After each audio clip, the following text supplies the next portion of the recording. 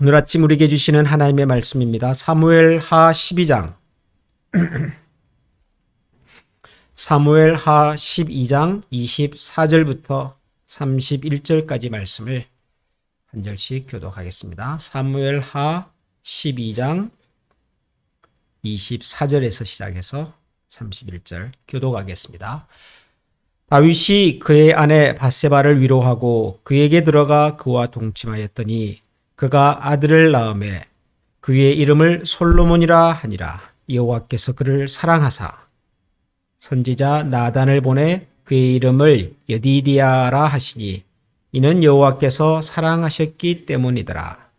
요압이 암몬 자손의 랍바를 쳐서 그 왕성을 점령하매 요압이 전령을 다윗에게 보내 이르되 내가 랍바 곧 물들의 성읍을 쳐서 점령하였으니 이제 왕은 그 백성의 남은 군사를 모아 그 성에서 맞서 진치고 그 성읍을 쳐서 점령하소서.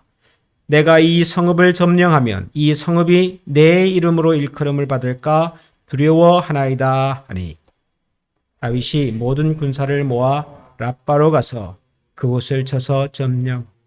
그 왕의 머리에서 보석 박힌 왕관을 가져오니 그 중량이 금 1달란트라. 다윗이 자기의 머리에 쓰니라. 다윗이 또 그 성읍에서 노략한 물건을 무수히 내오고 그 안에 있는 백성들을 끌어내어 톱질과 썰애질과 철도끼질과 벽돌구이를 그들에게 하게 하니라. 암몬 자손의 모든 성읍을 이같이 하고 다윗과 모든 백성이 예루살렘으로 돌아가니라. 아멘. 이스라엘의 왕국의 첫 번째 세 왕이 사울, 다윗, 솔로몬이지요.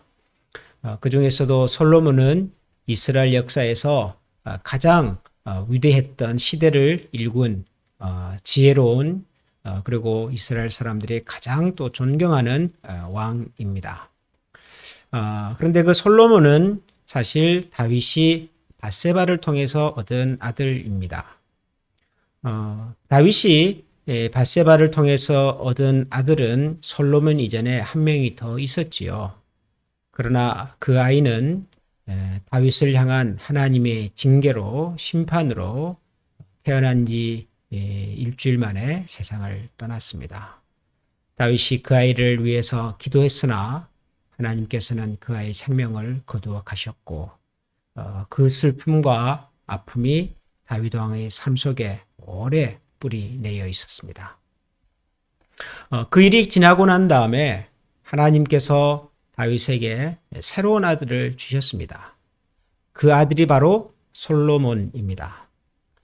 솔로몬이라고 하는 이름의 뜻은 평화의 사람 그런 뜻입니다.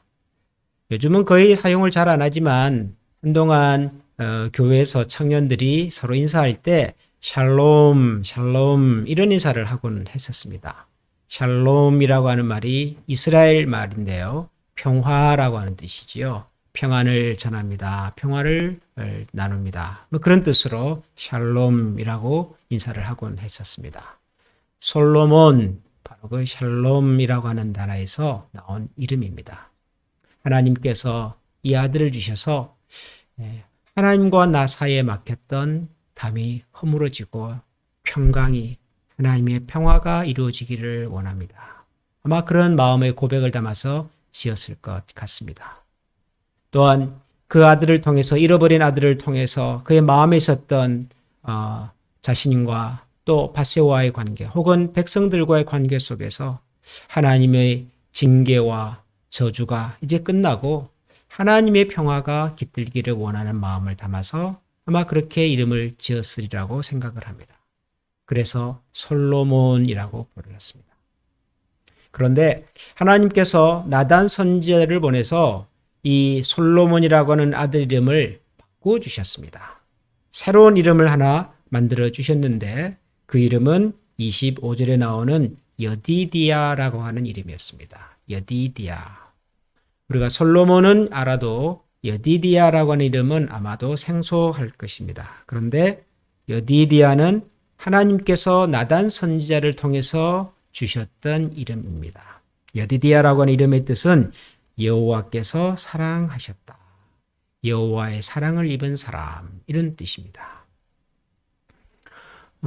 솔로몬은 이 아들이 태어났을 때 자신의 허물과 잘못을 인해서 나타났던 하나님과의 불편했던 관계, 또 왕으로서 지도자 앞에 나서기 부끄러웠던 자신의 모습 속에 하나님의 평화가 찾아오기를 기대하는 마음으로 이름을 지었을 것입니다.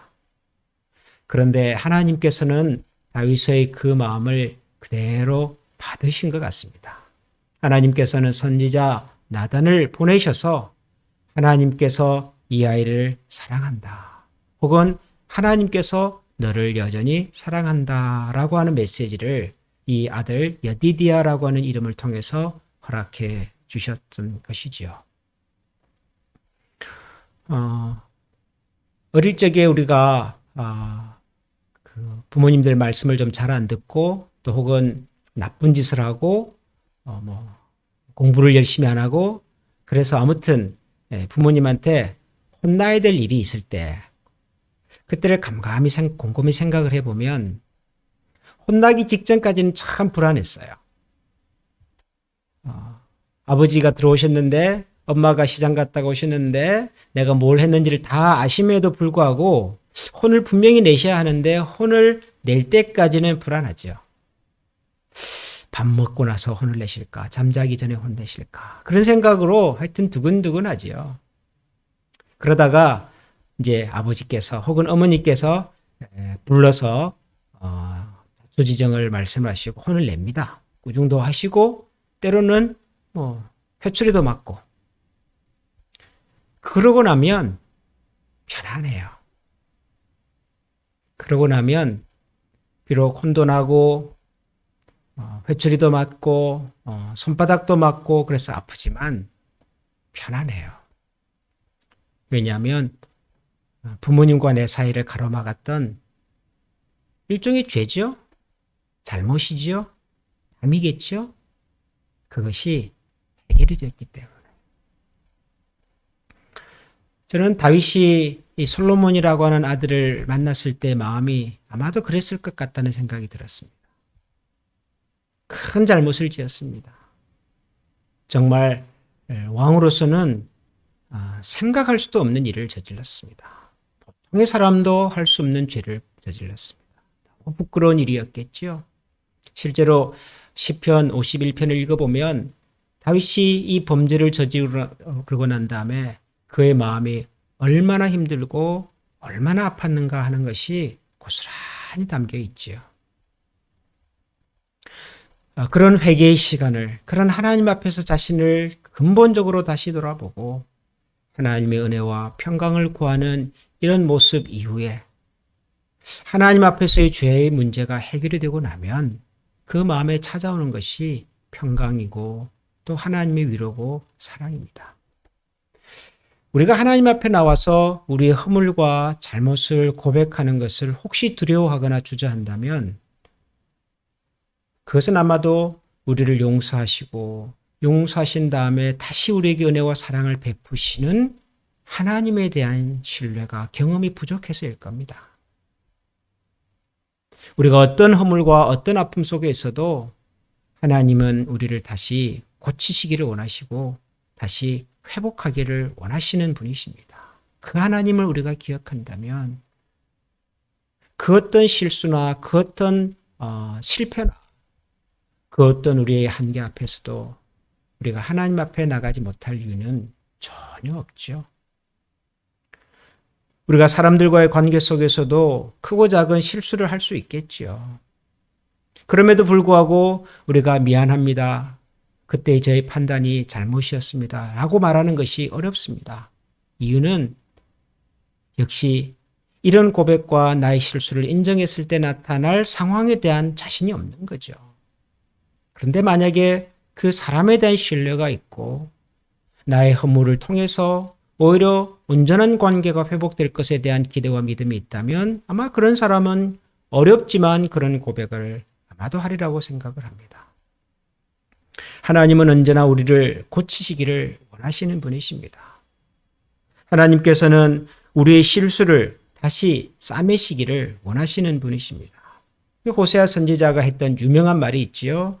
하나님께서는 우리를 찢으셨으나 도로 낫게 하실 것이고 그분은 우리를 치셨으나 도로 싸매실 것입니다. 하나님과의 이런 문제가 회복이 되고 나면 그 다음에 다윗 왕에게 참 가시와도 같았던 암몬의 문제가 또 자연스럽게 해결되도록 하나님은 허락해 주셨습니다. 오늘도 우리가 하나님 앞에 나와서 하나님 앞에 같이 기도할 때 우리 속에 있는 우리의 크고 작은 아픔들을, 부족함들을, 허물들을 고백하는 것을 주저하지 마십시다. 하나님 앞에서 우리가 회복이 되어야 될 혹시 하나님과의 관계가 있는가? 아니면은 나의 사랑하는 가족과 혹은 이웃과 가까운 믿음의 동료들 사이에서 또 우리가 풀어야 될 문제가 있는가? 이런 것들을 하나님 앞에서 하나하나 짚어가면서 또 같이 기도할 수 있기를 원합니다. 우리가 다시 서야 할, 다시 찾아야 될, 다시 회복되어야 될 우리 신앙의 자리가 혹시 있다면 그곳을 향하여 힘겹지만 다시 걸어갈 수 있는 그런 지혜와 용기를 하나님께서 주시도록 우리 그렇게 기도하십시다. 이제 우리 다 같이 마음을 모아서 같이 하나님 앞에서 기도하시겠습니다. 하나님과 우리 사회에 혹시라도 막혀 있거나 답답하게 만드는 영적인 장애가 있다면 하나님 그것을 고쳐주시고 풀어주시옵소서. 우리 그런 마음으로 기도하시고요. 우리가 다시 찾고 다시 돌아가야 할, 다시 서야 할 믿음의 자리, 신앙의 자리가 있다면 그 자리를 저희들에게 허락하여 주시옵소서. 우리 그런 마음으로도 기도하십시다. 우리 교회의 리더십을 위해서도 기도해 주십시오. 어려운 상황이지만 그럼에도 불구하고 하나님의 교회를 곳곳에 섬기는 교회의 평신도 리더들이 한 분 한 분 힘과 믿음을 잃지 않고 하나님께서 우리에게 허락하신 사명 잘 감당하는 교회로 섬겨갈 수 있도록 하나님께서 한 사람 한 사람들의 마음을 살피시고 이끌어 주시기를 위해서도 기도해 주십시오. 특별히 다윗을 보면서 우리 미국의 새로운 지도자를 뽑는 이 대통령 선거를 위하여 기도하지 않을 수가 없습니다. 너무도 참 혼란스럽고 너무도 많은 사람들의 마음이 나누어지는 것 같아서 심히 안타까운 마음을 금할 길이 없습니다. 속히 이 나라가 서로에 대한 그런 미움을 혹은 갈등을 극복하고 참 이 나라를 잘 이끌어갈 수 있는 하나님의 마음에 합한 그런 지도자가 선출이 되고 그 과정이 평화로울 수 있도록 여러분 기도해 주시면 좋겠습니다. 우리 다 같이 한번 이런 마음으로 합심하여서 통성으로 기도하겠습니다.